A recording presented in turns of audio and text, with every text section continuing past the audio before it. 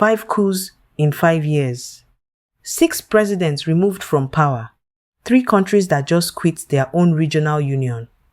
A French army kicked out of a region it controlled for 60 years. And a Russian mercenary group cutting deals for gold mines in exchange for guns. This isn't instability. This is a pattern. And if you understand it, you understand where West Africa, and frankly, the rest of the continent is heading next. Welcome back to Africa Realpolitik. Today, we're answering the question everyone's asking. Why are military governments rising across West Africa, and why can nobody stop them? For nearly 3 decades, democracy appeared to be winning in West Africa. Military coups, once common in the decades following independence, seemed to belong to history. Elections became more regular. Civilian governments replaced juntas. Regional organizations promised that unconstitutional changes of government would no longer be tolerated.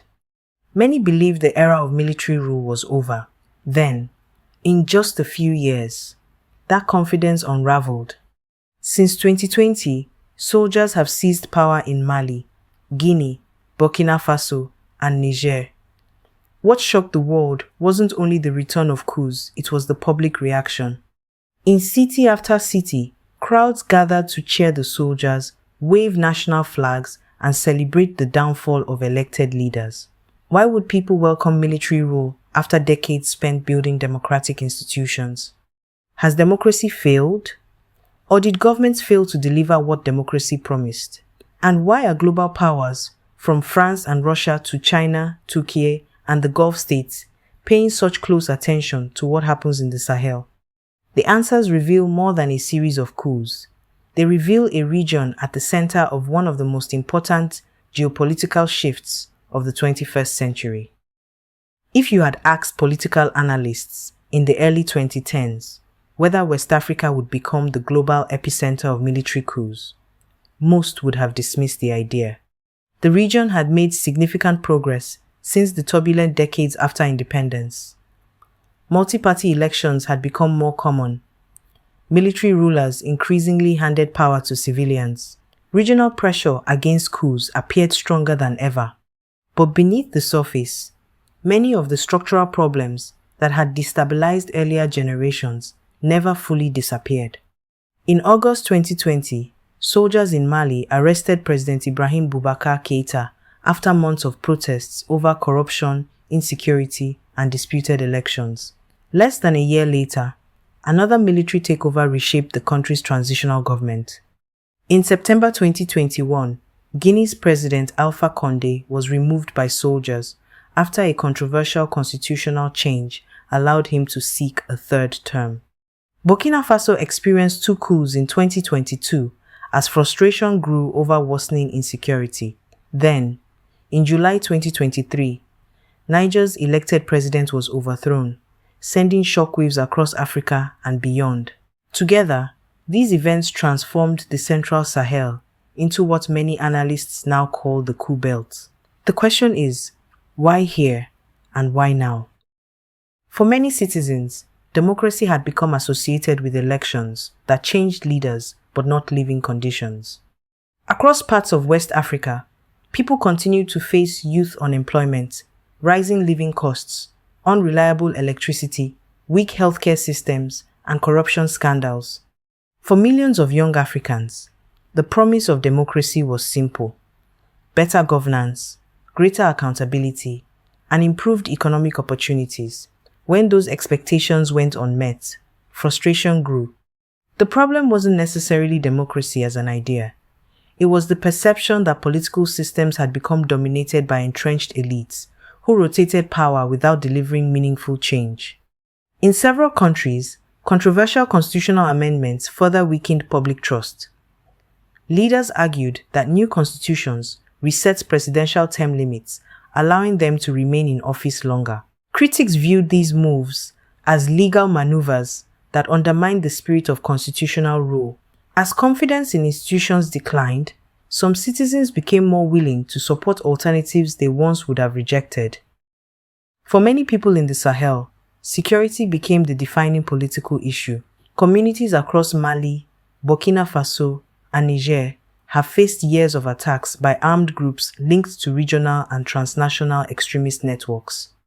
Entire villages have been displaced, schools have closed, farmers have abandoned their land, markets have been disrupted, and millions have required humanitarian assistance. In such conditions, debates about constitutional theory often take a backseat to a more immediate concern: survival. Many civilians concluded that if elected governments could not restore security, perhaps military leaders whose primary mission is national defense deserved a chance. Whether that expectation has been fulfilled remains a matter of debate. While some governments have reported tactical successes in certain areas, violence has persisted in others, reminding observers that there are no easy solutions to a conflict shaped by geography, governance, local grievances, and transnational networks.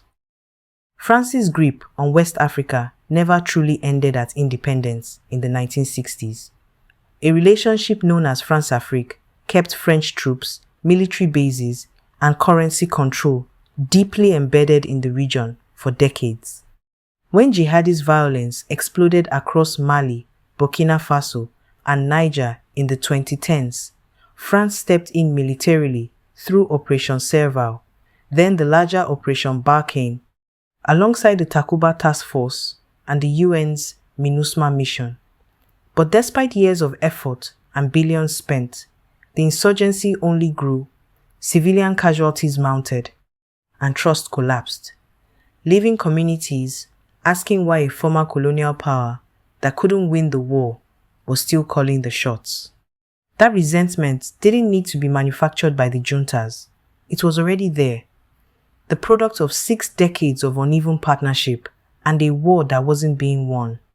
Leaders like Assimi Goïta and Ibrahim Traoré simply tapped into it, expelling French forces and severing defense ties, while movements like Macron's critical remarks after Mali's 2021 coup only hardened public opinion further.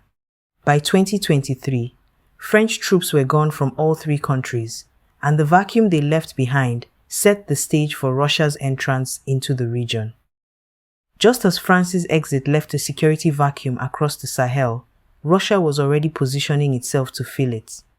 Wagner Group, the Russian private military company, arrived with a pitch that was deliberately simple: security, with no lectures about democracy or human rights.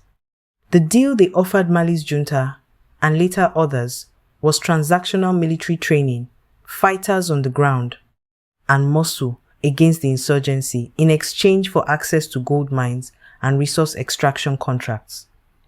Wagner was essentially paid in minerals. And Moscow was fine with that arrangement, because Sahel gold reportedly helped offset the financial pressure Russia was facing from Western sanctions over Ukraine.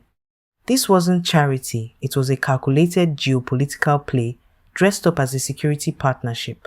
But the results on the ground told a different story. Despite Wagner's presence, violence across the Sahel escalated rather than subsided, and independent investigations found evidence of civilian abductions, detentions, and torture carried out during their deployment in Mali, the very population they were supposed to be protecting. Then, in October 2025, Wagner officially announced its withdrawal from Mali. But here is the crucial detail that shouldn't get lost. Russia didn't leave. The Kremlin simply swapped the Wagner brand for the Africa Corps, a paramilitary force under direct Kremlin control. Same strategic interests, same boots on the ground, different name on the door. What looked like a retreat was really just a rebrand, and that distinction matters enormously for understanding where the Sahel is heading next. There's a question that doesn't get asked often enough in conversations about West Africa's coup wave, and it's this: why does the international community and ECOWAS respond with immediate sanctions and condemnation when a general seizes power, but stay almost completely silent when an elected president rewrites the constitution to extend his own term, packs the courts with loyalists, or engineers an electoral system to make himself unbeatable? Both actions undermine democracy. Both concentrate power in the hands of one person. Both hollow out the institutions that citizens are supposed to trust. But only one of them triggers a serious response. That asymmetry is not invisible to ordinary West Africans. They see it clearly, and it fundamentally shapes how they think about what constitutional order actually means in practice. What this double standard has done, over time, is quietly delegitimize the very framework being used to condemn the coups. When ECOWAS imposes sanctions on a junta in Niamey, but said nothing when a sitting president in the region stretched term limits to stay in power for another decade, the message it sends, whether intentionally or not, is that the rules only apply selectively, and selective rules aren't really rules at all. The juntas have exploited this perception masterfully, framing themselves not as lawbreakers, but as correctives to a system that was already broken and already being manipulated by the people it was supposed to constrain. It doesn't fully justify military rule, but it does explain why so many people in the region find that argument genuinely persuasive. This is perhaps the most nuanced part of this entire story, and it's the part that Western media most often gets wrong. When Mali's president Ibrahim Boubacar Keïta was ousted in 2020, people flooded the streets, not in protest, but in celebration. The same scenes played out in Guinea when Alpha Condé was removed in 2021, and twice in Burkina Faso in 2022. But researchers who studied those moments carefully make an important distinction. That popular enthusiasm was not really a mandate for military governance. It was a verdict on the governments being removed. It was years of broken promises, rising poverty, runaway corruption, and a state that couldn't protect its own citizens, finally finding an outlet. The danger is what happens after the celebration ends, and in Mali today, years into junta rule, there is still no election date on the horizon. The economy has deteriorated, and the energy crisis in major cities has worsened. The goodwill that carried these juntas to power was real, but goodwill is not a governing strategy, and the clock on it has been ticking for a while now. West Africa's recent coups are often presented as isolated national crises. In reality, they are symptoms of deeper structural challenges. Citizens want safety, they want jobs, they want accountable leadership, they want governments that deliver results. Whether those governments are civilian or military is, for many people, secondary to those everyday concerns. The future of the region will depend not simply on who holds power, but on whether institutions, civilian or military, can respond to the expectations of a young, rapidly growing population facing complex security and economic pressures. What is happening today in the Sahel may shape not only the future of West Africa, but also the evolving relationship between Africa and the wider world. The old geopolitical order is changing. The question is, what comes next? If you found this analysis valuable, subscribe to Africa Realpolitik for in-depth documentaries exploring the politics, economics, and strategic choices shaping Africa's future. Let us know your perspective in the comments. Can military governments deliver the stability and prosperity that many citizens are demanding? Or is a different path needed?